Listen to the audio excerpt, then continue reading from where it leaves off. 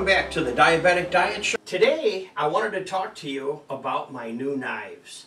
I'm so excited that I'm a trusted butcher. I'll tell you, I ordered knives off TV like most of you do, saying, well, my knives are kind of working, but I kind of wish I had some new ones.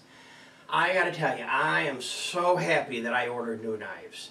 I have been using my new knives for about 60 days now, and I can cut everything so well, so thin.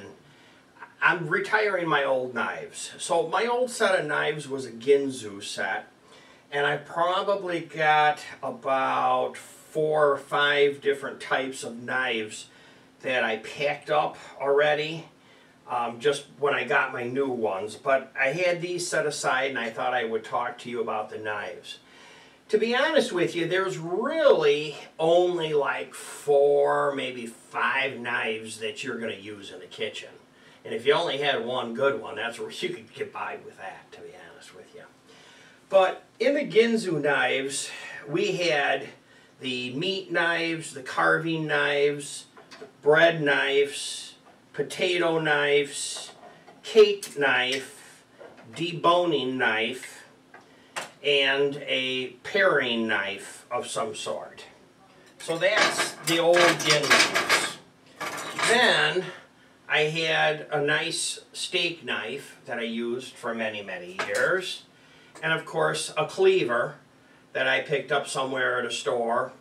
Don't use it a real lot, but you use it for your chicken bones when you're breaking apart a chicken. If you'll hit the bones right behind the knuckle, you can literally pull them out of the chicken. So I'll show you that sometime.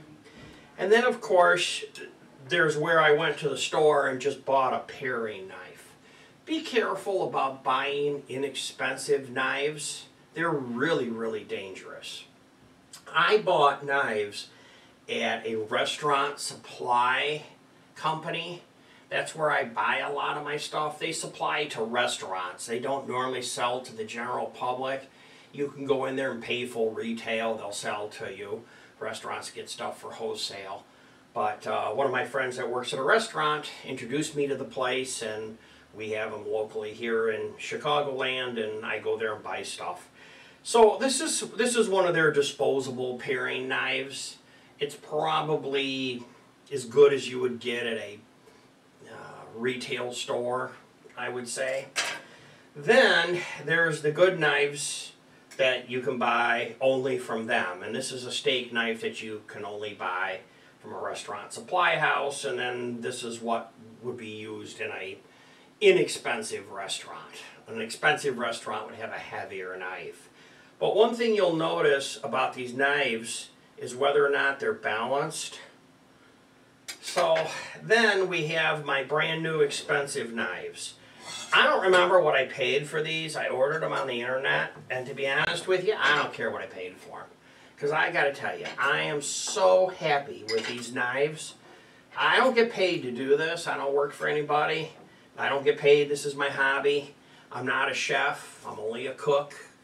I didn't go to school for this. So I need a little help. I'm like you. I need some help in my kitchen. So this is the paring knife. These are your butcher knives. They give you 2 of them, and you had the option to buy like double.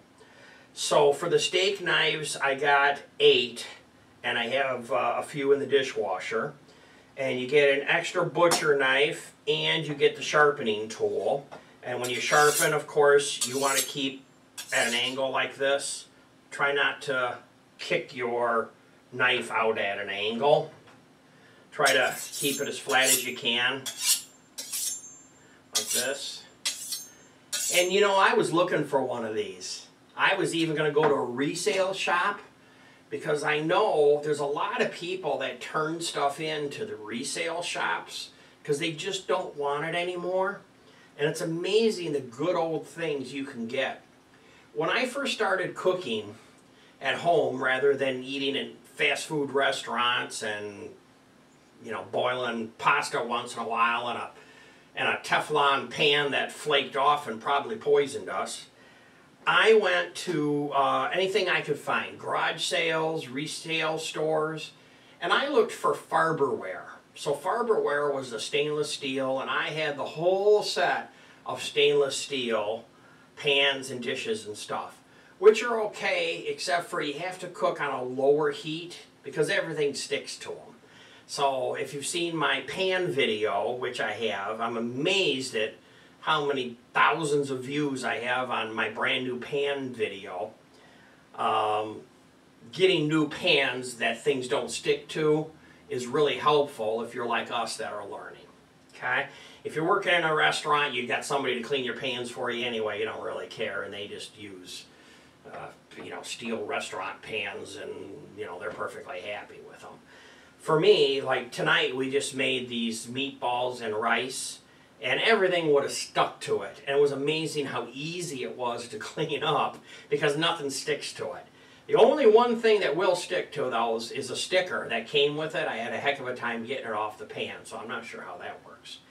But these came in a 2-pack, and I have been using them and cutting up tomatoes, cutting up garlic, smashing the garlic, using the steak knives. I use the steak knives for peeling larger things like potatoes and some cucumbers and stuff like that. The paring knife I would use to literally cut up a pear, to cut up a small tomato. If I was trying to trim something like broccoli or Brussels sprouts, something like that. Generally, I use a chef's knife. That's generally what I'm going to use. One of the things that I really like about the knives is how well balanced they are. So you're supposed to hold your knife right up here like this when you cook. And of course, when we're starting, we cook like this. And I still catch myself holding like this. I catch myself doing this a lot because this is really comfortable and you can hold a knife that way.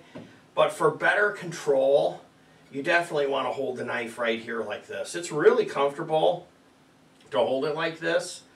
And there's a couple of little indentations that'll be real comfortable, and you'll have better control of the knife. So try that. That's my tip to use.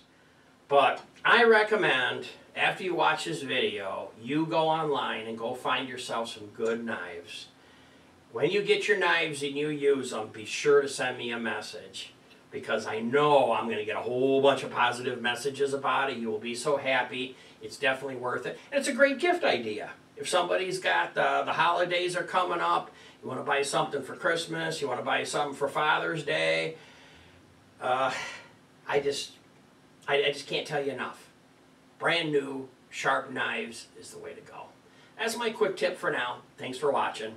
See you next time.